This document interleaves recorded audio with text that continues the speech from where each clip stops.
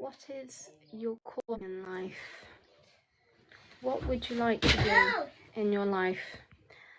When we're young, we want to be all sorts. When we're young, we want to be an astronaut, a doctor, a nurse, a teacher, all those things.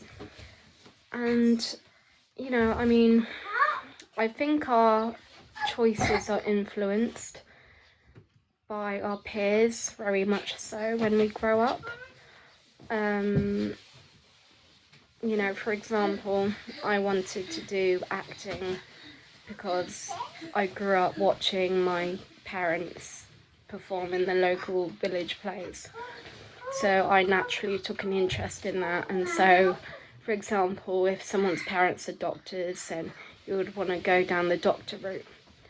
But then I believe it's when you're coming to your late 20s, you really start thinking for yourself and you really start shaping your own destiny instead of listening to everyone else's, thoughts and opinions about what you should be doing with your life. Hang on. Aria, no. Get down, please. Thank you. So it's very important in this fucked up world to stay true to yourself and to try and be and live, in a way that, you would be proud of yourself for. Be your true, authentic self. Like I say in the readings I give to people, your life is like a blank canvas in front of you. People may tell you how to paint it, but at the end of the day, you hold the paintbrush. You can, shape your future. You can paint your future however you want, and you shouldn't let anyone dictate that to you. Because at the end of the day, we only have one life, and even though your life might not turn out the way you wanted it to be, there's still beauty in an unexpected life. I mean, for example, I thought growing up, I might have 2 children, or I might not ever get, in a serious relationship, because I didn't think I was that attractive. I thought I was just a bit weird because I'm very spiritual. And I'm not like everyone else, but I've learned to embrace that side of me as I've become older. I'm 32 years old and now I have 3 children, and I never planned on that, but it happened. God had other plans. Hang on, baby. Hang on, honey. 1 minute, okay? And, it's a beautiful thing, to live a life that you never thought you would, and yes, there are hardships in life, but that is the whole point in this life. If life was simple, we would never ever learn. We would never ever evolve into the wisest version of ourselves.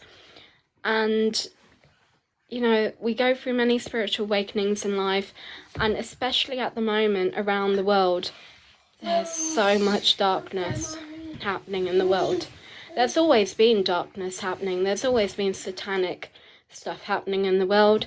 It just so happens that now more people are waking up to it, and that's a good thing. But we also need to remember that there is a massive spiritual warfare constantly going on for our souls. So I believe it's extremely important to know how to protect yourself, to have an understanding of the forces that are influencing the people that are controlling this world, and how to spot those influences, and how to resist their urges.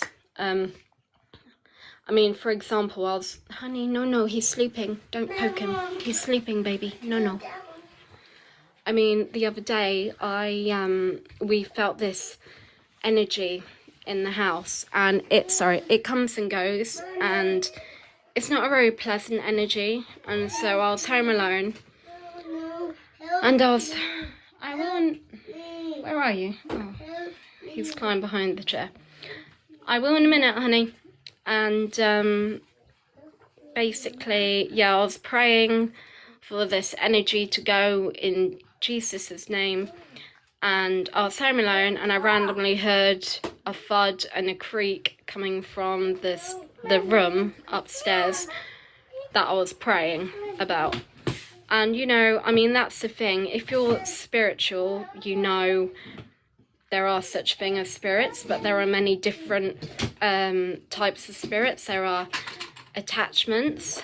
Attachments are basically bad spirits that have attached themselves to humans, and you can get these attachments by drink, drugs, Ouija board, you know, anything sinful really. I mean, I'm not perfect. I haven't led a perfect life. I used to drink quite a bit. In my teenage years, I was in with the wrong crowd. I did drugs. I was an addict, but I took myself out of that circle, and I completely withdrew. I moved away, cut communication off. I started again. I started from scratch, and that was the pivotal moment of the massive spiritual awakening I had. But you know, I mean, you should be proud of yourself for overcoming stuff you never thought you would. So I'm proud of myself for that. It's not something I really talk about. I might do in depth in the future, but that was a very dark place I was in, but I managed to get myself out of it. But yeah, attachments can attach themselves to humans in various ways. It could be a generational curse. It could be passed down. So the attachment could be passed down from the generations, and so it's important to, you can get rid of that attachment, but you know, it won't happen overnight. And you know, the spiritual realm is just so closely linked to this world, and you know, people are waking up, but I think more people need to realize how to protect themselves and the real threat that we are constantly in, because like I said, there is a spiritual warfare going on, so it's important to learn how to protect yourself. And that's what I aim to do in my spiritual classes, readings. I do online. I can do it on text, WhatsApp, Messenger, email.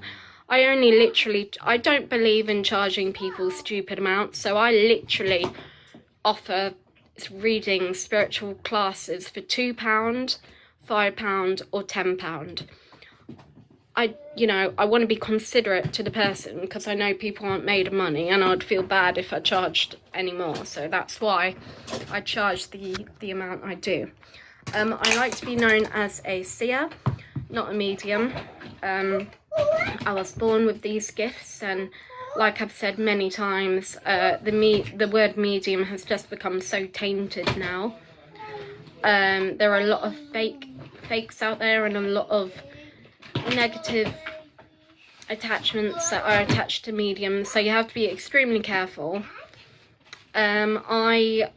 Another thing you have to be careful of, like I said previously about attachments can also attach themselves and deceive